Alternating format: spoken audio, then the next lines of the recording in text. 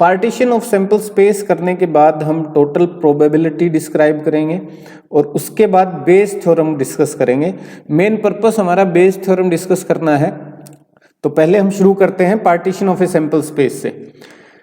कुछ इवेंट्स हैं आपके पास E1, E2, E3 up to En। ये इवेंट्स डिस्क्राइब्ड हैं किसी सैंपल स्पेस S पे। तो पार्टीशन ऑफ सैंपल स्पेस जो है,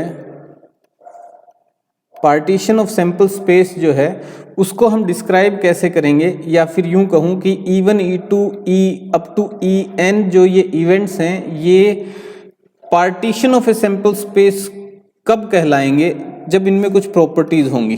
वो प्रॉपर्टीज क्या हैं कि ये जो इवेंट्स हैं ये पेयर वाइज डिसजॉइंट होने चाहिए, यानी कि EI इंटरसेक्शन EJ अगर मैं करता हूं तो वो आपको नल सेट मिलना चाहिए, such that I is not equals to J।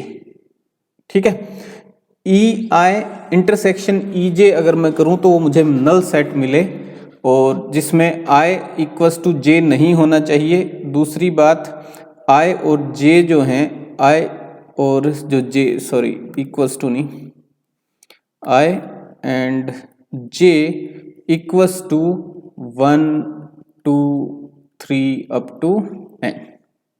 ठीक है, इसका मतलब क्या हुआ वो समझा देता हूं मैं। इसको बोलते हैं पेयर वाइज डिसजॉइंट होना, पेयर वाइज डिसजॉइंट।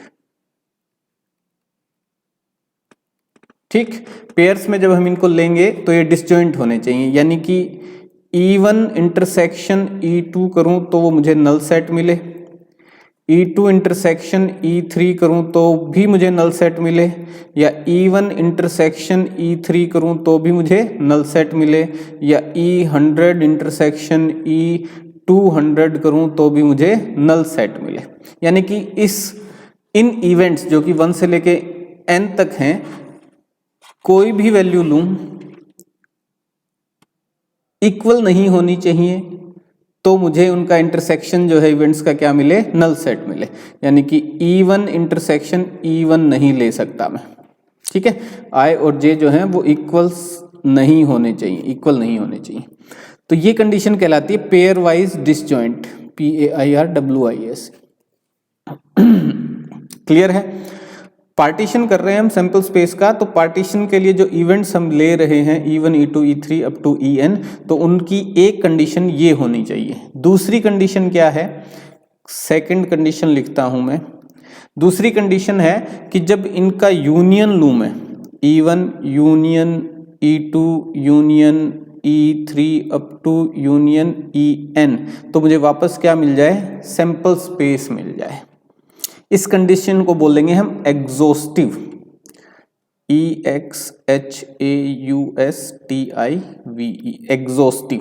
एग्जॉस्टिव से मतलब क्या है कि इन सभी का यूनियन लेने पे मुझे वापस क्या मिल जाए, सैंपल स्पेस मिल जाए।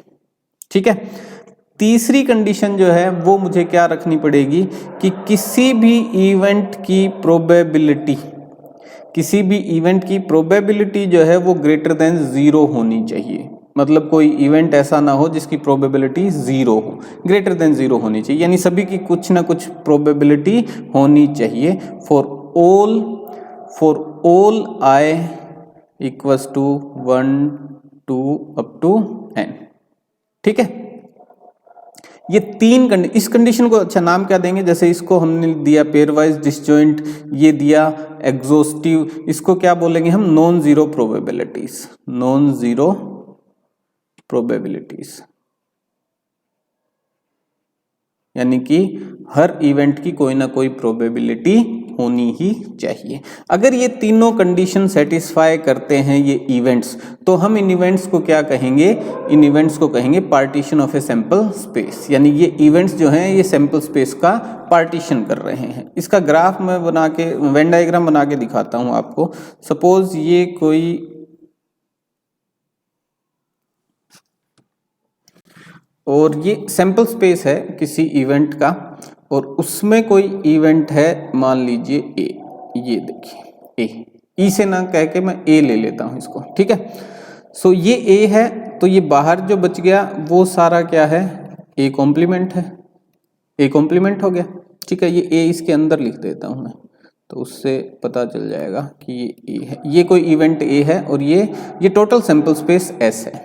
ठीक है, सो ए इंटरसेक्शन ए कॉम्प्लीमेंट आपको क्या मिलेगा, नल सेट मिलेगा, पहली कंडीशन। ठीक है, पेयर वाइज डिसजॉइंट हो गए। दूसरी कंडीशन कि ए यूनियन ए कॉम्प्लीमेंट आपको सैंपल स्पेस मिल जाएगा, एग्जॉस्टिव। तीसरी कंडीशन, इनकी प्रोबेबिलिटी जो है वो जीरो नहीं होगी, so probability of A is greater than zero and probability of A complement is also greater than zero. ठीक है, तो नॉन जीरो प्रोबेबिलिटीज हो गई इनकी, यानी कि ए और ए कॉम्प्लीमेंट, ए और ए कॉम्प्लीमेंट, ये जो दो इवेंट्स हुए ये क्या कर रहे हैं, इस सैंपल स्पेस को इसका पार्टीशन कर रहे हैं। Got it?